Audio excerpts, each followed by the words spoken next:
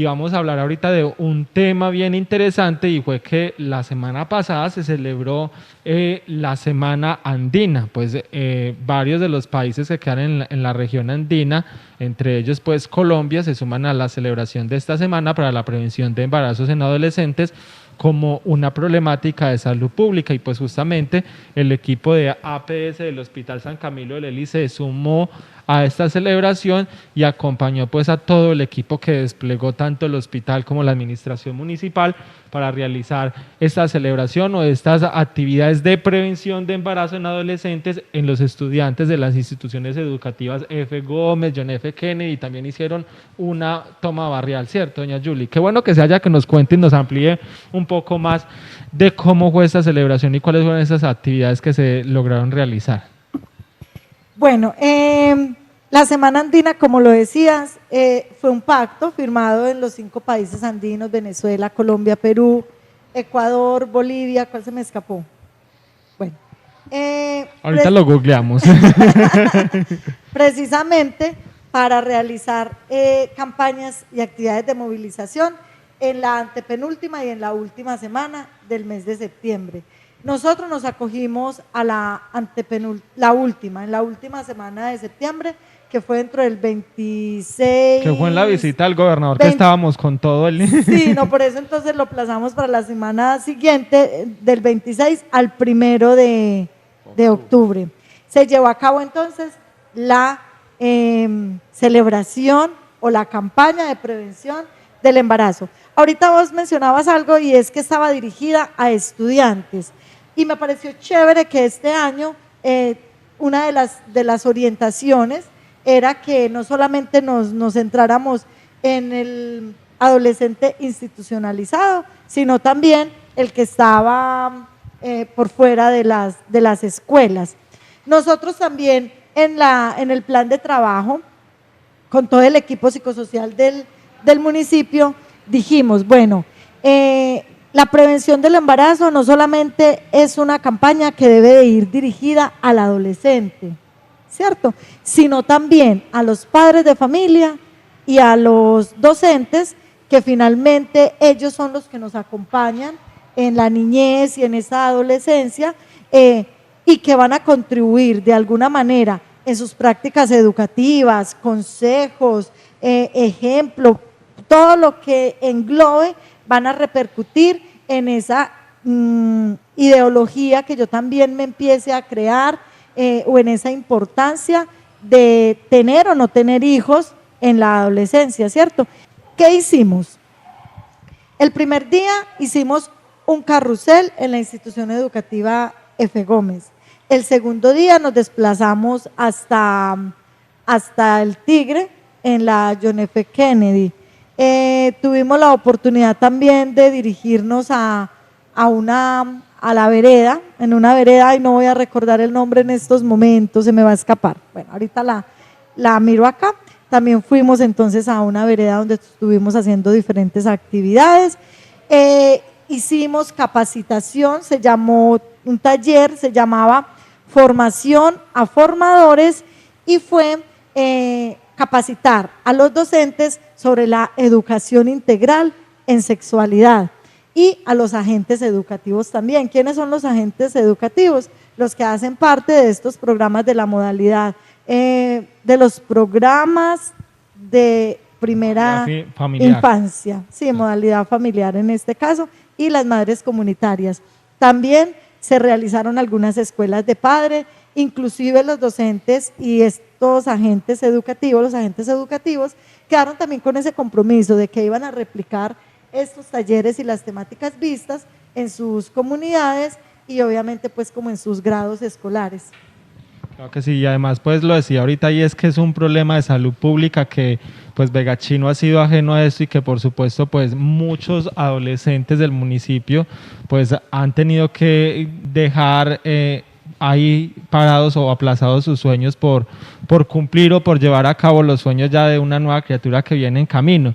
pero también dentro de ese trabajo, doña Julie, y bueno, y cuando estaba escuchando precisamente una de las capacitaciones, surgió una pregunta bien interesante y creo pues que incluso en la adolescencia se lo escuchaba a mi mamá y se lo escuchaba a las vecinas y se lo escuchaba a la abuela, y creo que es algo que todavía se sigue escuchando en los adultos, y es que cuando ya una madre permite, un padre permite que la hija empiece a planificar, es porque la está mandando a que tenga relaciones ya eso.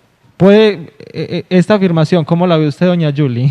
Bueno, en el programa ahorita veíamos los mitos y las realidades. La sexualidad sí que está permeada por mitos, por creencias, por ideologías, y no se trata tampoco de venir a cambiar la mentalidad del otro, que esta mentalidad no se construye de un momento a otro, sino que responde también a una cultura y a unas pautas de crianza. Lo cierto del caso, o lo que estamos buscando realmente, es acompañar a ese adolescente. Cuando hablo de acompañar, también estamos haciendo referencia a un proceso. El proceso son una serie de actividades y acciones, no una sola como dar un taller. Ay, no, ya fuimos al Tigre, a la institución educativa John F. Kennedy, hicimos un taller, entonces ya los muchachos no se van a embarazar. No, así no funciona. Es un proceso continuo, donde se necesitan muchas actividades para lograr también, venimos con la misma palabra, conciencia, ¿cierto? Como crear esta conciencia, identificar riesgos, ¿cierto?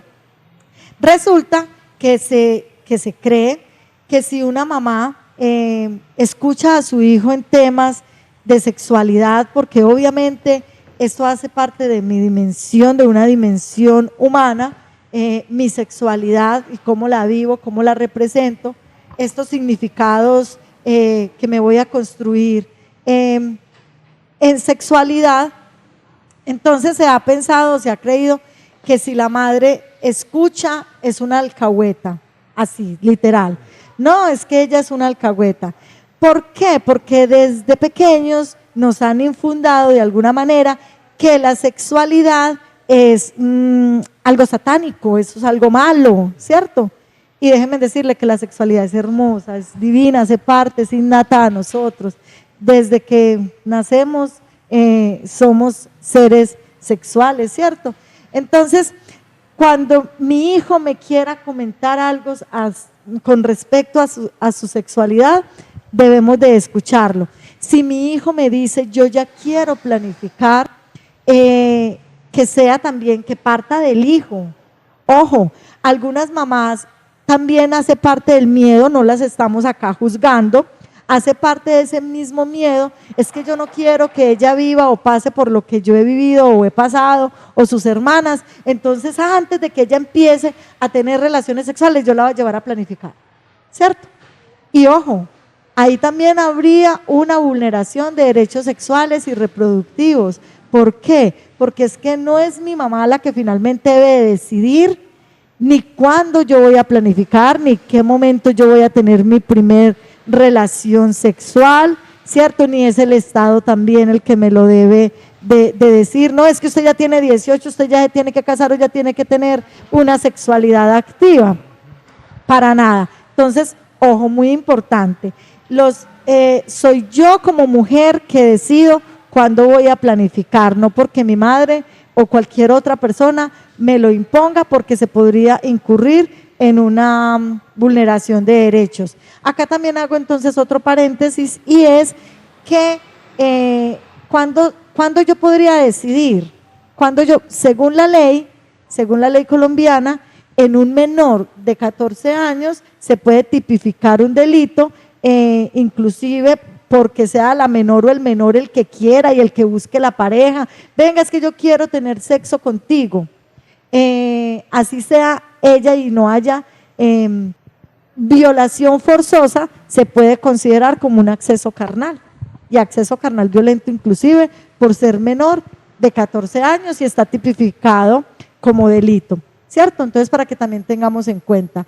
Esa es la única, desde la normatividad es lo único que se establece, que en menor de 14 años no se puede tener estas relaciones sexuales. Y resulta que nos encontrábamos también con unas niñas en el colegio y nos hicieron este comentario y fue, pero si yo no digo, pues si yo me quedo callada, pues sí, si usted no dice, usted se queda callada, realmente no pasaría nada. Pero si usted no dice, no se queda callada, pero su mamá sabe y su mamá demanda a esa mujer o a ese hombre que es mayor de edad y tiene un tipo de relación sexual contigo, se podría incurrir en una falta grave. Ahí está bien interesante todo lo que habla doña Julie, precisamente pues durante todas esas semanas estuvo hablando y se llegaba siempre a la conclusión, y es que los padres con los hijos deben de tener una muy buena comunicación, pero dentro de estas capacitaciones pues se les daban incluso a los adolescentes clases sobre educación sexual. ¿Cómo reciben los estudiantes hoy en día esto? Porque pues a mi edad, a los 13, 14 años llegaban a hablarme de eso y yo abría los ojos como que... O qué pena, yo no soy capaz qué de pena, preguntar. no soy capaz. Sí. ¿Cómo reaccionan a esta vez los estudiantes? Bueno, tuvimos yo creo que las dos reacciones. Una fue así, abrir los ojos como ustedes están diciendo. Algunos sintieron pena y vergüenza frente a la temática, se sonrojaron, ¿cierto? Y también vimos a algunos jóvenes demasiado abiertos, preguntaron muchísimas cosas, inclusive los mismos docentes nos manifestaron, yo soy profesional, yo estudié, pero yo me siento un poco cohibido para tratar estas temáticas con el estudiante. ¿Y por qué? Y también les daba la razón a ellos.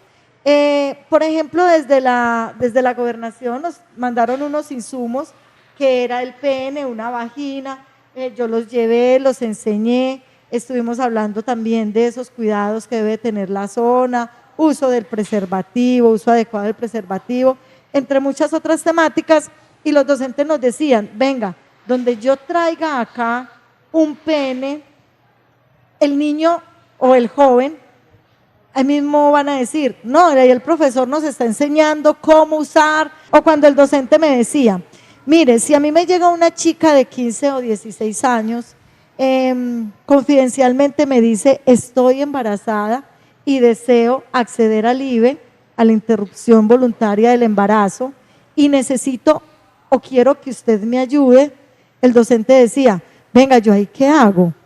Primero, es un asunto de confidencialidad, es un asunto de confianza, es un asunto de corresponsabilidad y de acompañar a mi estudiante, pero también si yo no informo me puedo meter en problemas con los papás cuando el papá se dé cuenta o la mamá que yo la estuve acompañando en el proceso, y si usted sabía por qué no me llamó, por qué no me informó, también hay que seguir unos conductos regulares, entonces cuando se destape la olla va a decir la rectora o el coordinador, ¿usted por qué no nos comentó la situación? ¿O por qué no se dirigió al docente orientador? Entonces realmente, así hayan unas rutas ya establecidas, el tema puede ser un poco pesado, digámoslo así, a la hora del abordaje, o donde también muchos profesionales inclusive nos podemos sentir impotentes, esa es la palabra, impotentes ante la situación tan variable que pueda acontecer en un adolescente. Y no solamente en un adolescente, en un padre de familia. Hemos visto casos de padres de familia que han acudido al docente para comentar o desahogar o buscar una atención ante una situación englobada dentro de la sexualidad que también no sabe cómo salir de ella. Y dentro de esas capacitaciones pues se hablaban justamente de esos métodos de planificación, doña Julie, y quisiera entonces que habláramos pues a los que están en casa y dicen, bueno, es que yo tengo un hijo varón adolescente, ¿cómo le digo pues que se cuide cuando vaya a estar con alguna otra niña? ¿Qué métodos de planificación o qué métodos anticonceptivos hay para los varones? Listo. Ahorita quisiera mencionar como todos esos conceptos claves que trabajamos durante los carruseles. Entre ellos estaba precisamente el autocuidado y los métodos de planificación.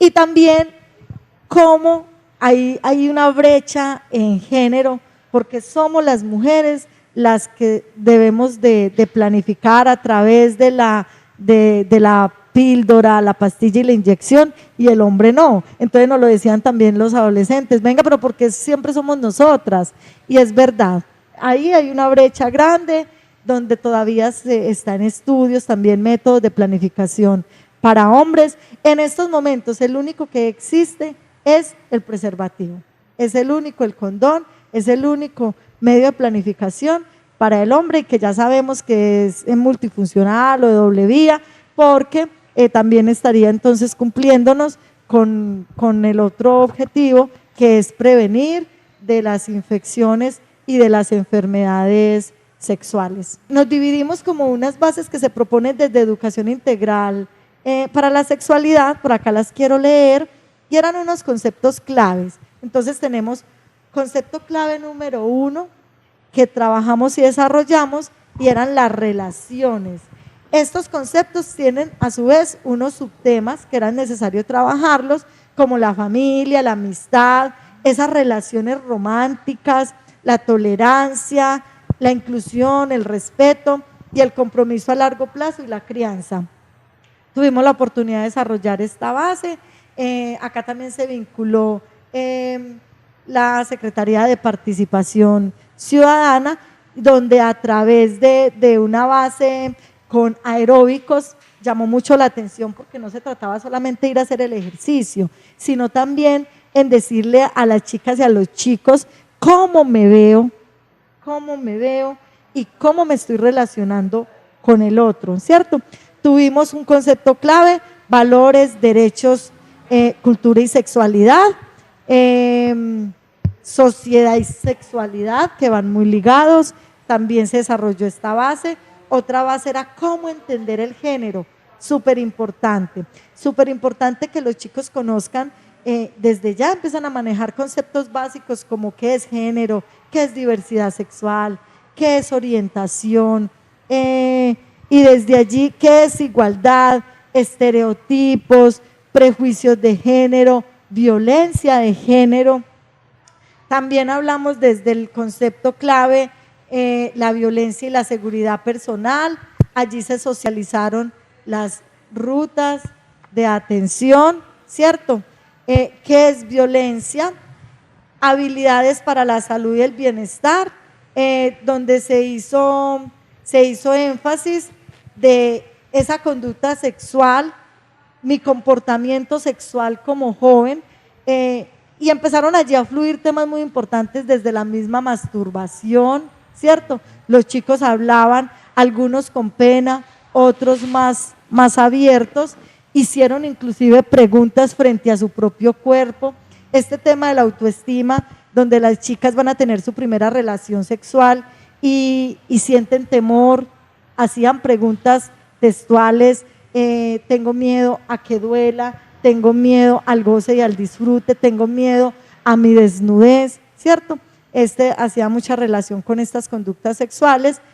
Y había otra base que se llamaba el cuerpo humano y el desarrollo. En esta base me ubiqué yo, entonces también les voy a poder hablar un poquito con propiedad qué fue lo que vimos allí. Estuvimos hablando de la anatomía y fisiología sexual y reproductiva, la reproducción y la pubertad y esa imagen corporal.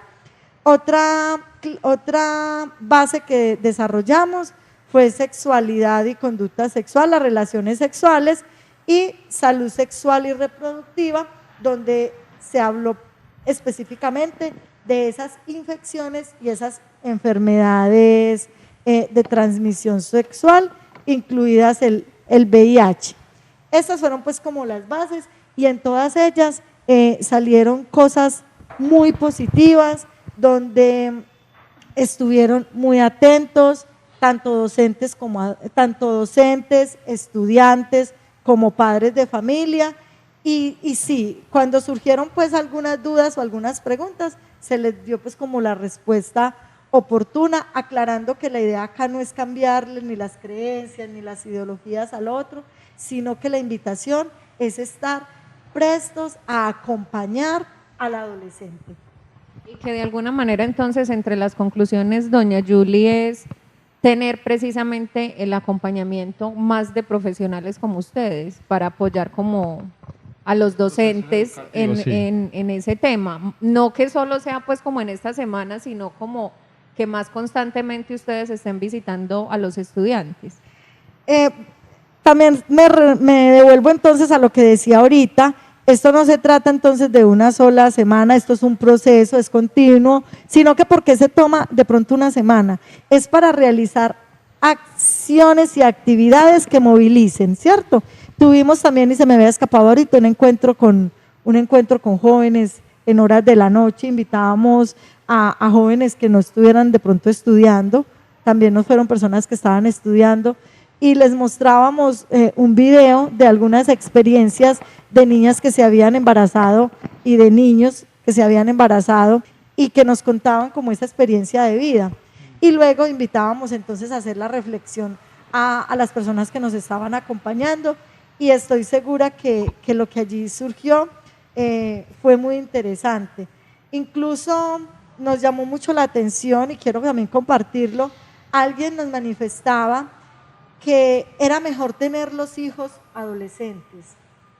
Cuando preguntábamos las razones, nos dijo, es que es mejor tener los hijos adolescentes porque cuando nosotros como mamás seamos grandes, vamos a parecer hermanitos y vamos a poder compartir de muchos espacios como la disco, vamos a poder salir juntos, nos vamos a divertir. Sí, es verdad y muy chévere, pero también entonces está la otra contraparte. Muy rico que podamos disfrutar de esas cosas entonces con nuestros hijos, pero teniendo en cuenta que nos tocaría replantear. No se nos termina el proyecto de vida ni el plan de vida, nos toca replantearlo, ¿cierto? Te tocaría replantear, dejar unas cosas, como ahorita lo decías, dejar unas cosas que estaban ahí establecidas de acuerdo como a mi edad evolutiva, mientras muchas veces nos toca salirnos de estudiar, no podemos entonces hacer una carrera profesional y no significa que no lo voy a hacer, lo puedo hacer, pero me tocaría retomarlo mucho más adelante. Entonces ahí está la pregunta, ¿será que solamente para yo poder compartir de la disco con mi hijo para que parezcamos hermanos vale la pena dejar atrás mis estudios? Esto es simplemente cada quien lo procesa y cada quien finalmente toma su decisión. Y lo otro también que les decía es que listo, usted tuvo a su hija de 15 años, tiene 30, uno de 30 años es relativamente joven, y la hija de 15, ay, van a poder salir a rumbear, compartir, y yo les decía, vengan, pueden estar muy jóvenes, pero a veces el mero hecho de establecerse una relación madre e hijo, hay que tener en cuenta que no somos ni las mejores amigas ni las compinches, y yo puedo estar muy joven de 30 años y también hacerle llamados de atención a mis hijos. Y también salir a la disco y todo. Y no llevarlo o no llevarla, qué pena con usted se me queda. Es más, yo de 33 y usted de 18, salga con sus amigas de su edad y yo salir con mis amigas de mi edad. Entonces yo les colocaba como ese ejemplo. Ojo, no siempre se va a dar o se podría dar esa relación de compinchería que ahora como adolescente yo diría, no, muy chévere yo salir a rumbear o hacer estas actividades. No, yo puedo tener a mi hijo tranquilamente de 23, 25 años o la edad que usted considere, porque eso no lo establece nadie, es una decisión muy personal, e igual hacer muchísimas cosas con el hijo y disfrutar demasiados espacios con él, inclusive cuando seamos adultos. El tema es de proceso no es que solamente con un taller entonces ya vamos a hablar y a decir, no, estamos súper. Los índices en Begachí con relación a los embarazos adolescentes, les doy buenas noticias, no está supremamente alto, los casos se presentan sí, pero creo que eso también obedece a una serie de trabajo social y en salud y campañas educativas que se hagan o se hayan realizado tiempo atrás. El hecho de que hagamos una campaña el día de hoy no significa que entonces vamos a reducir también las cifras el día de hoy. Repito, esto es un proceso y es una corresponsabilidad de todos, no es solamente del hospital, no es solamente de la alcaldía, ojo, no es solamente del papá, a veces yo pienso que a veces somos muy crueles con los padres, se embaraza el niño, la niña, el adolescente, y lo mínimo que decimos o la expresión que lanzamos es, no lo educaron en la casa, la mamá no le habló. Ojo, se ha comprobado que a veces el niño se le ha hablado, el papá le ha hablado del tema e igual se embaraza, porque es que eso también responde a muchísimos otros factores, ¿cierto? Entonces, la invitación acá es un tema de corresponsabilidad que nos incluye a todos.